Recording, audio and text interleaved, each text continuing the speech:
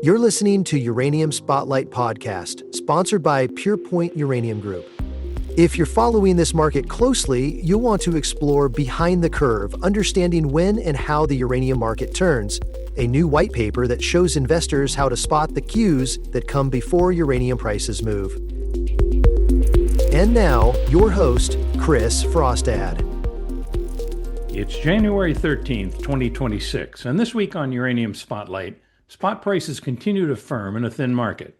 Major technology companies move deeper into nuclear power, policy support accelerates across key U.S. states, and physical uranium buying quietly tightens supply.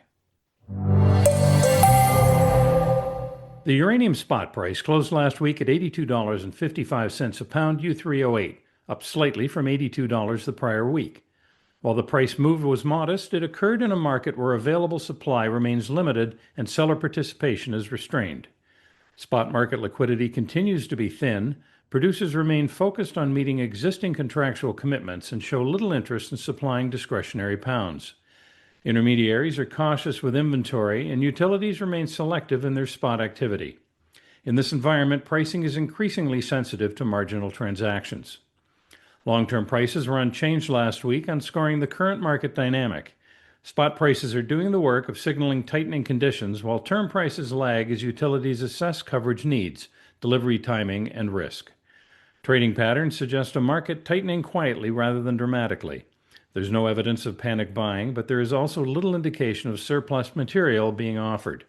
This behavior is consistent with earlier stages of uranium market tightening, where prices tend to move in steps rather than through sustained momentum.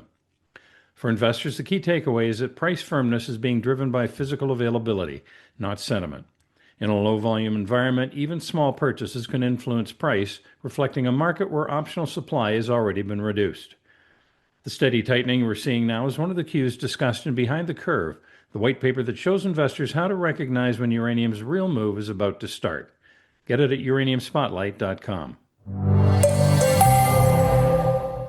One of the most consequential developments last week came from Meta, which announced agreements to secure 6.6 gigawatts of nuclear power by 2035, working with a mix of advanced reactor developers and established nuclear operators.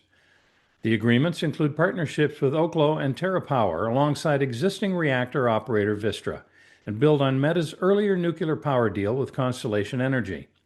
Taken together, Meta now positions itself as one of the largest buyers of nuclear power globally. To put this scale in context, 6.6 gigawatts is equivalent to 6 or 7 large conventional reactors, or potentially as many as 20 small modular reactors.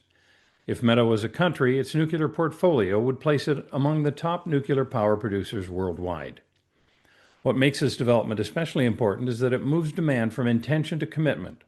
These are long-term agreements backed by balance sheets capable of tolerating construction risk, cost inflation, and long development timelines. Meta has been explicit that the goal is to secure reliable baseload power for data centers, particularly those supporting artificial intelligence workloads. In doing so, Meta reinforces a growing trend in which non-utility buyers are entering the nuclear market with urgency, scale, and long-term planning horizons. For investors, this matters because it introduces a new class of buyer into an already constrained fuel cycle. These buyers are not motivated by short-term price fluctuations and compete directly with utilities for long-term access to nuclear fuel. Policy support for nuclear power advanced meaningfully last week in the United States. In Illinois, Governor J.B. Pritzker formally ended the state's moratorium on new nuclear reactor construction. In New York, Governor Katie Hochul committed the state to building 5 additional gigawatts of nuclear capacity. These announcements are notable not only for their scale, but also for their political context. Both decisions came from Democratic leadership, reinforcing the view that nuclear energy is no longer a partisan issue. New York's commitment alone would represent one of the largest state-level nuclear build-outs in decades. Combined with Meta's stated interest in sitting reactors across the broader PJM region, the U.S. East Coast is rapidly emerging as a focal point for new nuclear development. Illinois' decision is equally significant. As one of the largest nuclear-powered states in the country, lifting the moratorium created optionality for life extensions, uprates, and new builds, particularly as electricity prices continue to rise. For investors, the message is clear. Political resistance to nuclear power is declining, not increasing. As policy barriers fall, the primary constraint shifts back to fuel supply, construction timelines, and the availability of uranium. Last week, Sprott Physical Uranium Trust added 100,000 pounds of U3O8 through purchases in the spot market. While that volume is modest relative to annual uranium demand, it is meaningful in the context of today's thin and disciplined spot market.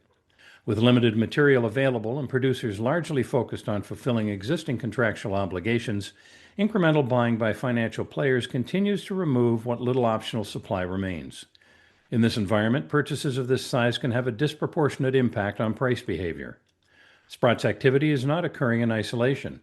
It reflects growing confidence that current prices do not yet fully reflect tightening fundamentals and that available spot material is becoming harder to replace. This dynamic reinforces what the spot market has been signaling for some time. Liquidity is limited, seller discipline remains intact, and incremental demand is increasingly impactful. For investors, the big message is that who is buying matters as much as how much is being bought.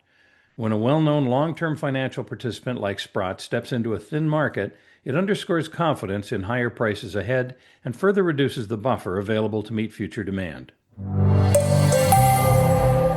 Before we wrap up, if you haven't yet read Behind the Curve, Understanding When and How the Uranium Market Turns, it's worth your time.